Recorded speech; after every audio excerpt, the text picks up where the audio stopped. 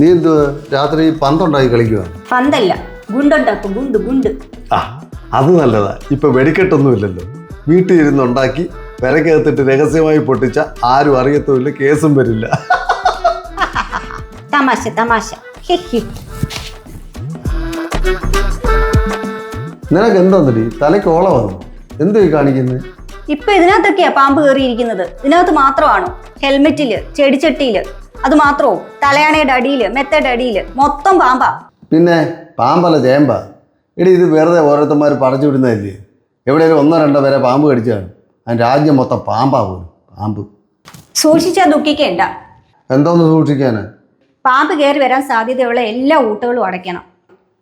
അപ്പൊ നീ ഈ വീട്ടിൽ കാറ്റ് കയറി വരുന്ന എല്ലാ ഊട്ടുകളും അടച്ചോ? ഒന്നൊഴിച്ച് ബാക്കി എല്ലാം അടച്ചു. അതേതാ? നിങ്ങളുടെ വാ.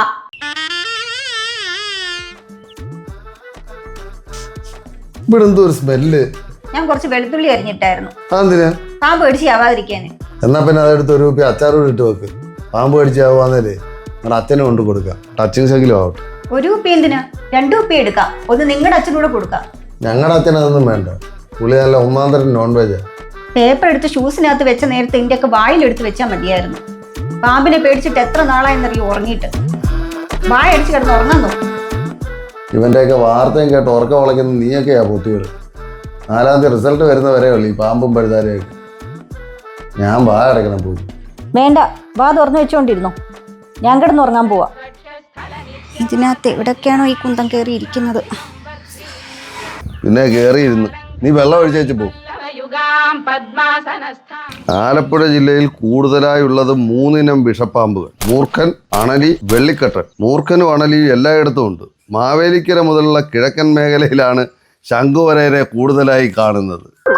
ഇവയ്ക്ക് എന്തൊക്കെയാണ് ഈ എഴുതി അങ്ങോട്ട് വിടുന്നത് അവന്മാര്?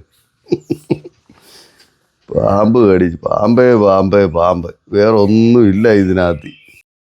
ശത്രു അടുത്തുണ്ടെന്ന് തോന്നിയാൽ തല ഉയർത്തി പത്തി വിരിച്ച് നിൽക്കുന്നതിനാൽ മൂർഖനെ പെട്ടെന്ന് തിരിച്ചറിയാം. ശത്രുവിനെ തിരിച്ചറിഞ്ഞ് പത്തി ഉയർത്താൻ ഇയാളാരെ ടിപ്പു സുൽത്താനോ? എന്തൊക്കെയാണോ അടിച്ച് വിടുന്നത്?